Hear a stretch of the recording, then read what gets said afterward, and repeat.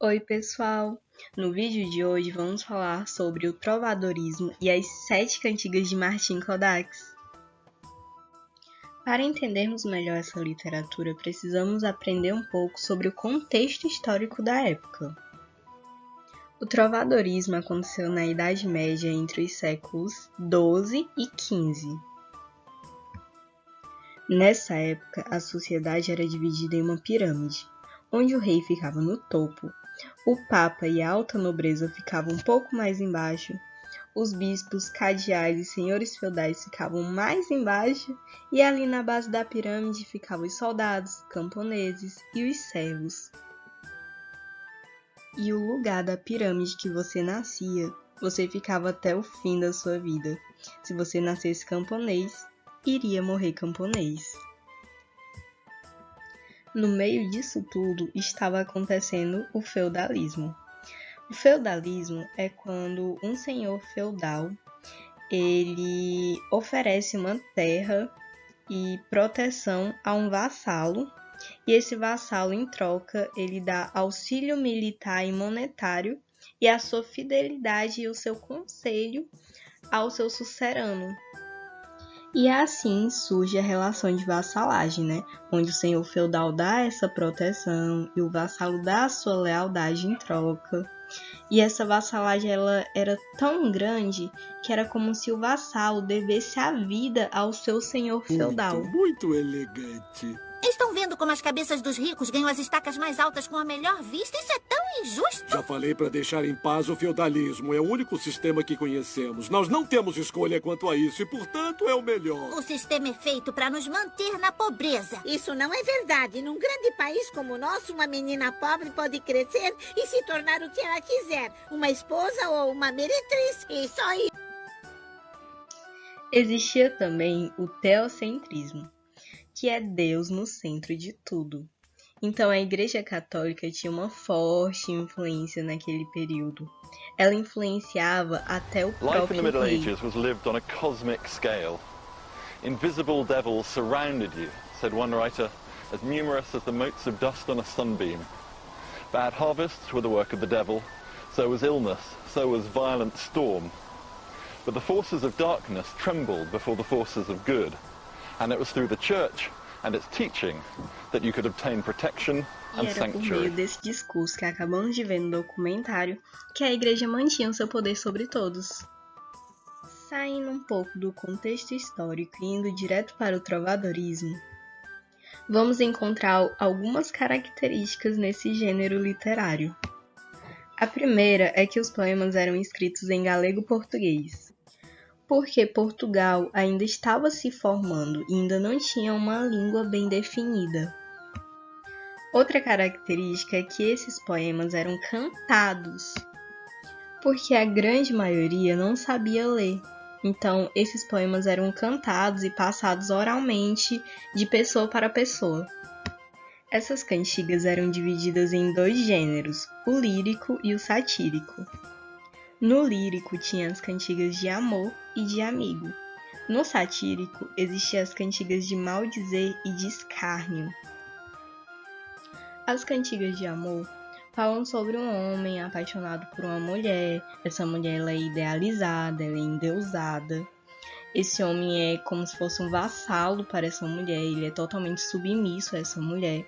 O amor ele é platônico, justamente porque o ambiente da história é a corte, então essa mulher ela é da nobreza. Já as cantigas de amigo falam sobre uma mulher com saudade do seu amigo, que no caso é o namorado, e ela é uma poesia mais otimista, porque o amor não é necessariamente platônico, e o ambiente da história é pastoril. Lembrando que essas cantigas eram escritas e cantadas por homens. Já as cantigas de escárnio, elas continham uma crítica à sociedade, tanto a de escárnio como a de maldizer. Só que na de escárnio era mais uma indireta àquela sociedade, tinha uma linguagem mais leve, continha deboche, ironia.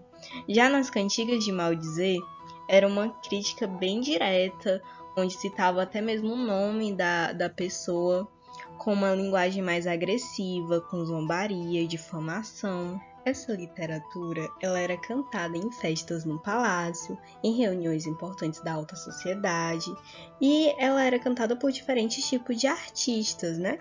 E vamos falar um pouquinho sobre eles. O primeiro é o trovador.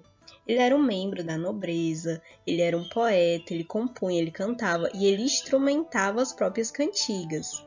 Depois tem o segrel. Ele era um pouco inferior ao trovador, sendo de pequena nobreza, mas ele também compunha e cantava, e geralmente ele andava ali de corte em corte para poder disseminar a sua arte. Temos também o menestrel, que os menestréis eles eram músicos, eles eram cantores, eles se apresentavam para a nobreza, para os fidalgos, depois eles começaram também a se apresentar para os povos em tavernas. E temos as soldadeiras, né? Que elas eram moças que acompanhavam os artistas, elas dançavam ali, elas faziam uma voz de fundo também. E por último temos o jogral.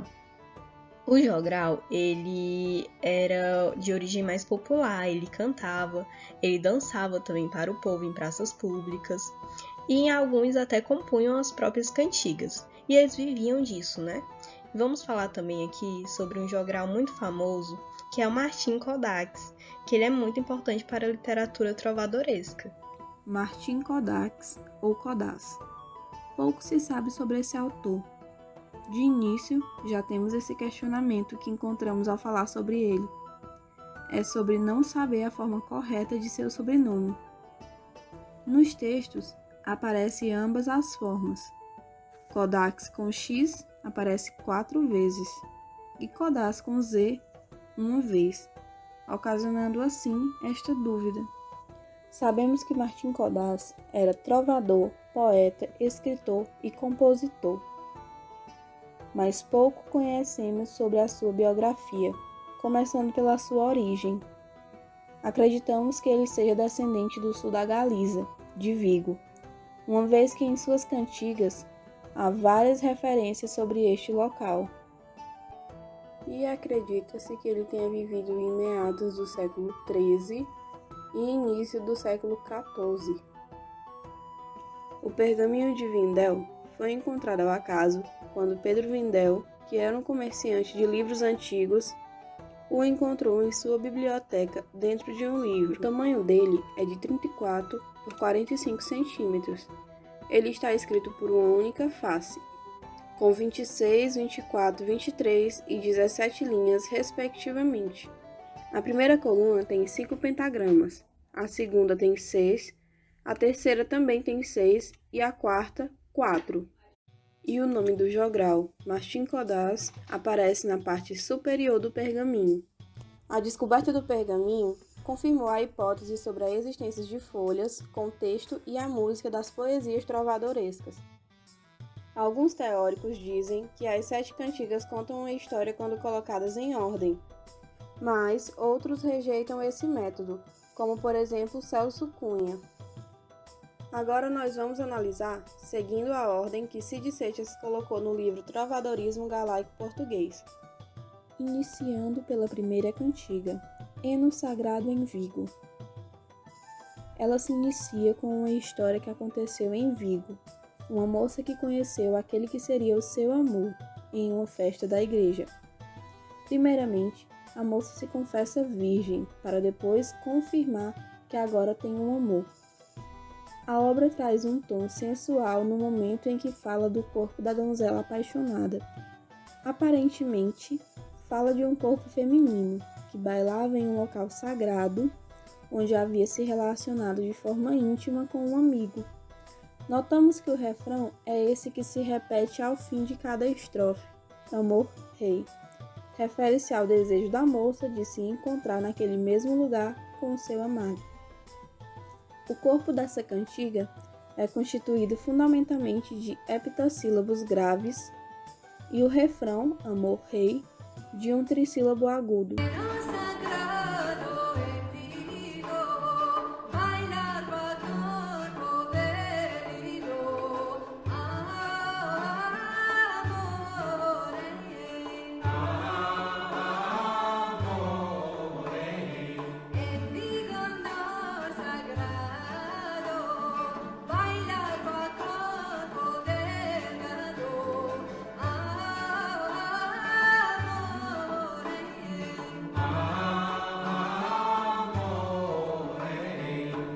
segunda cantiga, na ordem que estabelecemos, é Minha Hermana Fermosa Trades Comigo, na qual possuem 4 estrofes, cada estrofe com 3 versos. O refrão dessa cantiga é Miraremos-las ondas.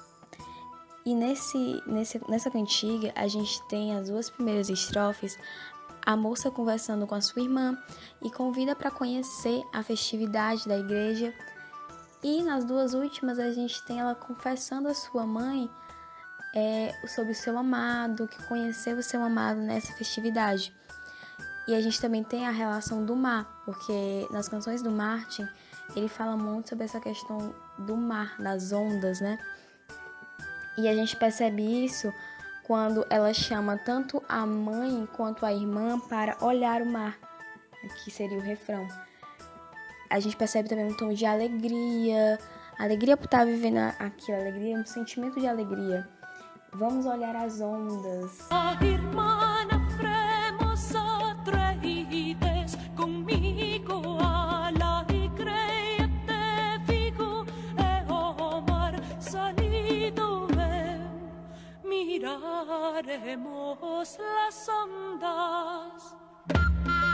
Nessa terceira cantiga, temos 6 estrofes com 3 versos cada uma. No corpo do texto, temos versos eneassílabos, ou seja, 9 sílabas poéticas. No refrão, temos versos pentassílabos, com 5 sílabas poéticas. O refrão ele também expressa como a moça está apaixonada pelo rapaz. A cantiga ela continua a história da donzela, onde ela não está mais feliz por conta da ausência do seu amado. Ela se mostra bastante apaixonada, porém sozinha lá em Vigo, sem encontrar o seu amor. Então a moça ela começa a questionar Deus sobre o paradeiro do seu amado. Ai, Deus, se sabe, ora, meu amigo, como eu sem ela estou em Vigo. Ai, Deus, se sabe, ora, meu amado, como eu em Vigo sem ela amanho e vou namorar. Nossa quarta cantiga é Ai que ondas vim ver. Nela, possuem 2 estrofes, cada estrofe com 3 versos, e o refrão é Por que tarda meu amigo sem mim? Nela, ela é a menor das cantigas do Martin, e nela a gente percebe que ela retoma o elemento mar, o elemento ondas da segunda cantiga, porém ela não fala com ela, não se comunica mais com alegria, e sim a todo momento se interroga porque que demora tanto o retorno de seu amado. O refrão mesmo ele já indica muito isso. Por que tarda meu amigo sem mim? Por que demora? Por que você demora tanto, né? Então a gente vê que ela busca saber, ela se questiona, ela questiona o mar, o porquê dessa demora. Ai, ondas que eu vim ver,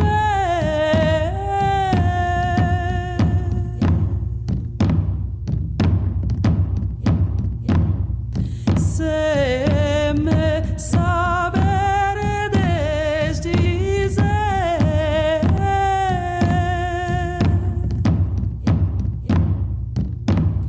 porque tarda meu amigo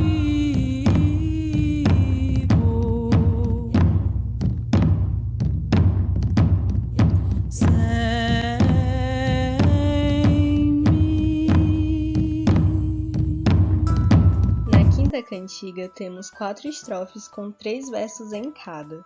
No corpo do texto, temos versos hexassílabos, com 6 sílabas poéticas. No refrão, temos um verso heptassílabo, com 7 sílabas poéticas. E o refrão ele expressa muita preocupação e o sofrimento da moça. A cantiga ela mostra a moça ainda em Vigo, observando e questionando as ondas sobre o paradeiro do seu amado. Ela demonstra muita angústia, muita saudade, tristeza por não encontrá-lo e, por fim, ela volta para casa.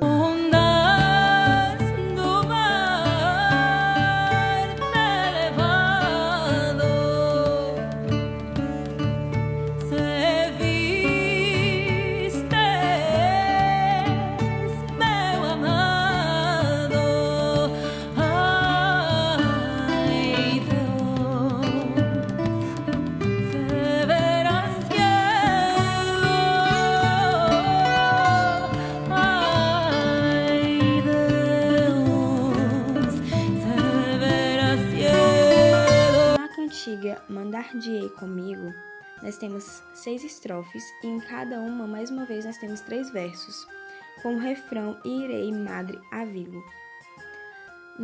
Nessa cantiga, a gente tem a moça que, enfim, recebe notícias sobre o seu amado e, não cabendo em si de felicidade, comunica à mãe que precisa vê-lo e avigo, né, para ver o seu amado. E também explica na cantiga a ausência deste homem, né? Foi devido estar a serviço do rei. Ele lá coloca-se amigo do rei, que ele passou a prestar serviços ao rei.